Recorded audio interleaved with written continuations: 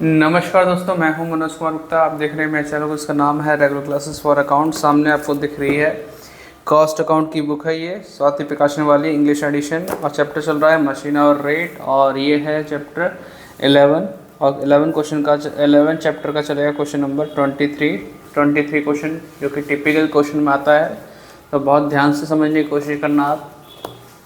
और 23 क्वेश्चन में 2 पार्ट हैं, 2 बार क्वेश्चन सॉल्व होगा। पहले पढ़ा देते हैं, समझा देते हैं, फिर करा के दिखाते हैं आपको।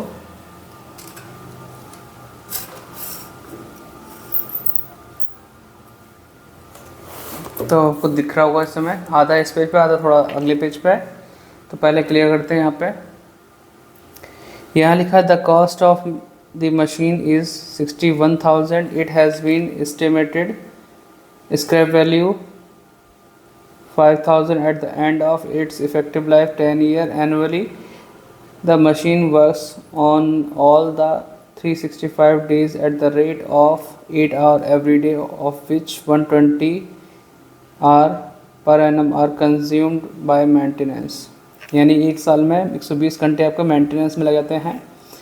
About 1/7 of the total productive time is consumed in setting the machine. Machine की सेटिंग में 1/7 टाइम लग जाता है प्रोडक्टिव टाइम का। Various costs related to the working of the machine are as follows.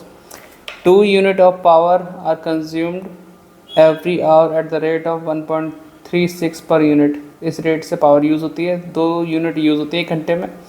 Monthly lubricant and oiling expenses दे रखे for the machine के लिए 300 रुपये। तो 300 दोबारा कर देंगे। Annual maintenance of the machine दे रखी है कितनी, 2800 पूरे साल की है।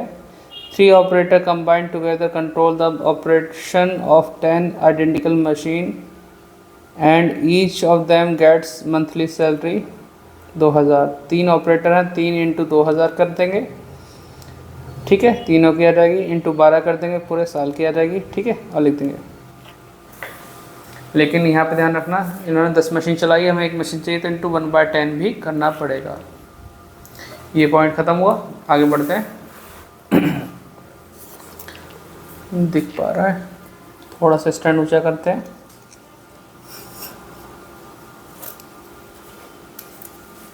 अब दिख पा रहा होगा।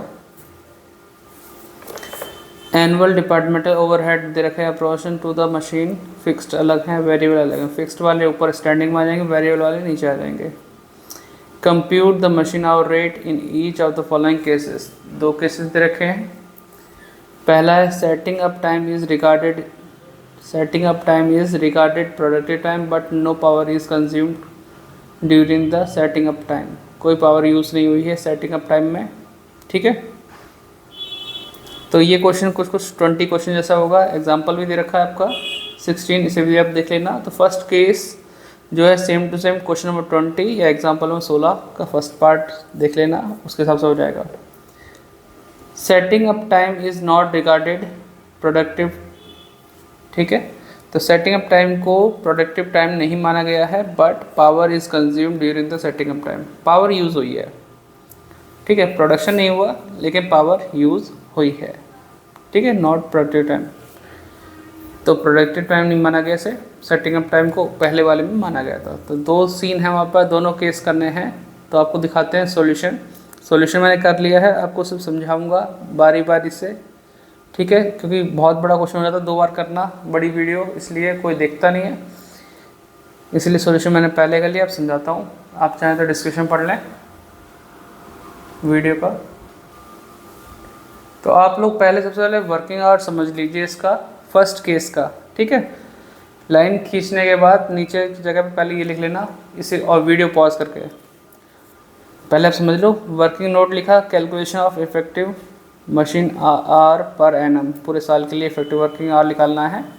कैसे total machine hours in a year, 365 दिन काम होता है, 8 घंटे के हिसाब से 2920 घंटे काम हुआ, ऐसा माना गया है, मशीन चली। और मेंटेनेंस आवर कितना है 120, उसे माइनस कर दिया, प्रोडक्टिव टाइम आ गया। इस प्रोडक्टिव टाइम का सेटिंग अप में टाइम लगता है 1/7। तो 1/7 400 घंटे इसमें चला गया सेटिंग करने में। बाकी जो बचा वो effective machine hour for power consumption, ये पावर कंजप्शन के लिए 2400 घंटे बचे, क्योंकि इसमें बोला पावर यूज़ नहीं हुई थी। तो पावर अगर इस टाइम में यूज़ नहीं हुई तो पावर कितने घंटे यूज़ हुई, सिर्फ 2400 घंटे, जबकि हमारा प्रोडक्टिव टाइम कितना है 2800 घंटे। तो हम 2800 को तो लिखेंगे अपना वर्किंग आवर, लेकिन पावर के लिए यूज़ करेंगे 2400 घंटे। अगर समझ में आ गया तो वीडियो पॉज करके पहले से इतना नोट डाउन कर लो फटाफट से, ठीक है। 2-3 मिनट के अंदर आप लिख चुके होंगे, ठीक। मैं चलता हूँ वीडियो, मैं आगे बताता हूँ क्वेश्चन के अंदर क्या क्या खर्चे आएंगे, क्योंकि खर्चे दोनों में सेम है, बस ये समझने वाली चीज़ है, ठीक। स्टैंड ऊपर करते हैं, अब आपको क्लियर दिख रहा होगा, इतना नीचे का हिस्सा नहीं दिखाई देगा, पहले ही समझ लो। हमने लिखा कंप्यूटेशन मशीन आवर रेट और बेस पीरियड 1 ईयर लिखा, वर्किंग आवर में लिखा हमने 2800 घंटे, जो कि 2920 में से 120 माइनस करके जो आया था पर ईयर पर आवर।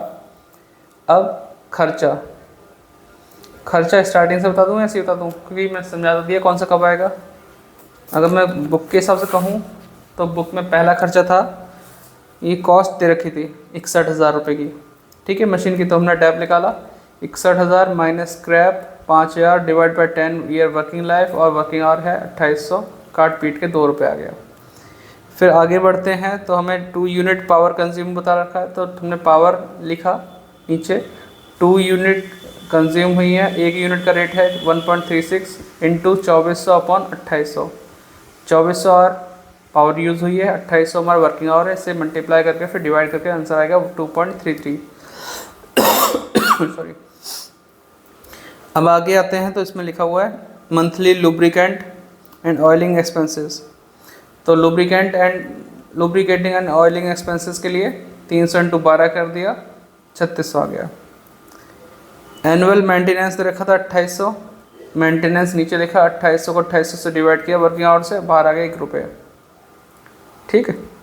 फिर हमने लिखा 3 ऑपरेटर के बारे में, तो ऑपरेटर सैलरी 3 ऑपरेटर 2000 पर सैलरी थी उनकी ईच के हिसाब से, और पर मंथ थी ये, तो 12 से मल्टीप्लाई किया इंटू 1/10, 10 मशीन चल रही है टोटल, तो एक मशीन के लिए निकालने के लिए कर दिया 7200 आ गया। ओवरहेड हमने 2 दे रखे थे, फिक्स्ड और वेरिएबल, तो फिक्स्ड वाले हमने यहाँ लिख दिए, वेरिएबल वाले नीचे लिखे, इसको डिवाइड किया 2800 से। इन सबको प्लस करेंगे 16,240 आएगा, डिवाइड करेंगे 2800 से, 5 रुपये 80 पैसे, 12,600 को 2800 से डिवाइड किया 4 रुपये 50 पैसे, सबको जोड़ लिया तो 15 रुपये 63 पैसे आ गया, ठीक है। आप वीडियो पॉज करके नोट डाउन करना, मैं स्टैंड और ऊंचा कर लेता हूँ। फ़ोन की क्षमता इतनी है, यही दिखा सकता है आपको, यहाँ से लेकर यहाँ तक। आप चाहें तो जूम करके नोट डाउन कर लेना पहले इतना हिस्सा।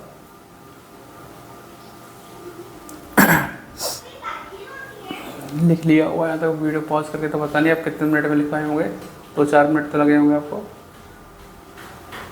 ठीक है। अब दूसरा वाला केस समझाओ, तो दूसरे वाले केस की तरफ चलते हैं। ये पूरा क्वेश्चन सॉल्व कर रखा है, पहले ये वर्किंग आवर समझा देता हूँ कैसे हुआ, इसमें मैथमेटिकल थोड़ा सा यूज़ हुआ है। स्टैंड नीचे करते हैं तो क्लियर आप दिख पाओगे, और इसे नोट डाउन कर लेना कॉलम बना के, पहले नोट डाउन, क्योंकि वीडियो बहुत बड़ी हो जाएगी फिर दिखेगी नहीं, देखते नहीं लोग पूरी video. Calculation of effective machine hour per annum, total machine hours in a year 365 into 8 2920 same to same, maintenance hour minus कर दिए 120, तो ये हमारा आया effective machine hour for power consumption, ठीक है। इसमें कहा गया था कि पावर यूज़ नहीं हुई, पहले वाले में इसमें पावर यूज़ हुई है। पावर यूज़ हुई है तो मतलब आपका इस समय पावर यूज़ नहीं हुई, बाकी सब समय पावर यूज़ हुई, तो 2800 घंटे पावर के लिए माने गए, ठीक है। लेकिन उसे प्रोडक्टिव टाइम नहीं माना गया, सेटिंग अप टाइम को, ठीक है। अब लेस करेंगे सेटिंग अप टाइम। पिछली वाले में क्या किया था मैंने, 2800 का 1/7 निकाला था, लेकिन इसको प्रोडक्टिव टाइम उस समय माना गया, लेकिन इस समय के लिए प्रोडक्टिव टाइम ये नहीं है, जो माइनस करके आएगा सेटिंग अप टाइम, उसके बाद प्रोडक्टिव टाइम आएगा, जो कि नीचे दिख रहा है। अब मैं इसको कैसे निकालूं इस अमाउंट से, क्योंकि हमें देखने के लिए सिर्फ 2800 घंटे हैं, ये थोड़ी दिख रहा है, ये तो लास्ट में आएगा आंसर। अगर मैं इसका 1/7 निकालूंगा तो 350 आ जाएगा, लेकिन मैं इस पर कैसे निकालूं, उसके लिए मैंने किया है जैसे कि हम परसेंटेज करते हैं ना, 20/120 करते हैं, उस टाइप से यहाँ पे फ्रैक्शन में दे रखा था। तो 2800 वैल्यू ले ली, 1/7/1 प्लस 1/7, जैसे वो 100 में प्लस करते हैं, यहाँ 1 में मैंने प्लस किया है। एलसीएम लेके ये आया 8/7, ऊपर वाली वैल्यू सेम 2800 इंटू 1/7, नीचे 8/7। अब ये वाली रेसिप्रोकल हो जाएगी, तो 2800 इंटू 1/7, ये 8/7 का 7/8, 7 से 7 कट गया तो 1/8, इस वैल्यू को निकाला 350 आ गया, 350 माइनस किया 2450। ये है आपका प्रोडक्टिव टाइम, वर्किंग आवर, असल में इतना घंटे काम हुआ है। ठीक है, पावर भले ही इतने घंटे यूज़ हुई है, लेकिन हमारा काम इतने घंटे यूज हुआ है। जो प्रोडक्शन टाइम है हमारा वर्किंग आवर 2450 घंटे, जो कि हम ऊपर लिखेंगे। अब ये आप नोट कर लो वीडियो पॉज करके, तब लाइन खींच के मैं बताऊँ। उम्मीद करता हूँ वीडियो पॉज करके आपने कर लिया होगा शायद, तो पॉज करके तो पता थोड़ी चलता है मैं कितना मिनट आपने पॉज करके अपने नोट डाउन किया है। चलो अब आगे बढ़ते हैं, स्टैंड ऊंचा करते हैं पहले। अब आपको दिख रहा होगा यहाँ से क्लियर, ऊपर हमने लिखा B point, computation of machine hour rate, base period 1 year, working hour 2450 लिखा मैंने, जो लास्ट में बचा था हमारा। अब ये वाले सारे खर्चे जो कि मुझे यहाँ दिख रहे हैं, सारे खर्चे मैंने वहाँ पर नोट डाउन कर दिए। कैसे कैसे, लुब्रिकेटिंग ऑयल 300 इंटू 12 कर दिया, operator salary 300 into 3 into 2000 into 12/1/10 7200, fix overhead 5440, ठीक है, टोटल किया 16,240 आ गया। इसको डिवाइड किया 2450 से, क्योंकि वर्किंग आवर 2450 है। Depreciation 61,000 into -61,000 minus 5,000 upon 10 into 2450, काट पीट के 2.29 आया। अप्रोक्सीमेट कर लेना, अगर मान लो पॉइंट के बाद तीसरी संख्या 5 है या 5 से बड़ी है तो ये वाली संख्या बढ़ जाएगी एक संख्या से। इस तरीके से आपको पता ही होगा राउंड ऑफ कैसे करते हैं। पावर का देखो 2 यूनिट इंटू 1.36 इंटू 2800 घंटे, ठीक है, ये पावर के लिए आए थे, डिवाइड बाय 2450, 3.11 आ गया, 11 मतलब। Maintenance 2800 divide by 2450, variable overhead 12,600 divide by 2450, ये संख्या आ गई राउंड ऑफ करके। फिर जोड़ दिया 18 रुपये 31 पैसे, यानी कि 18 रुपीज़ 31, ये आ गया मशीन आवर रेट। सबसे हार्ड पॉइंट सिर्फ पावर, यही पॉइंट था निकालने के लिए, जिसके लिए सब किया। और दूसरा हार्ड पॉइंट है वर्किंग नोट, तो आप इसे नोट डाउन करो, मैं पूरा इसे दिखा देता हूँ। पूरा क्वेश्चन तो शायद ना शो हो पाए एक साथ, पता नहीं होगा नहीं होगा आपको फ्रेम। अगर चमक रहा है तो आप कर लेना, क्योंकि मेरा फ़ोन है टूटा हुआ, मुझे नहीं चमक रहा है इसमें फ़ोन में से, बस ये रिकॉर्ड कर पा रहा है, अपलोड कर पा रहा है। स्क्रीन झिलमिलाहट सी हो रही है तो क्लियर मुझे नहीं चमकता। आईडिया से बनाता हूँ मैं भी, आप कर पाएंगे सही से भी। 7,000 की डिस्प्ले, मर गए, 7,000 या 8,000 की डिस्प्ले है सैमसंग F62 की। करेंगे काम इसका भी, आप लोग नोट करो। कैसी लगी वीडियो कमेंट करके बताना, उम्मीद है कि पसंद आई होगी।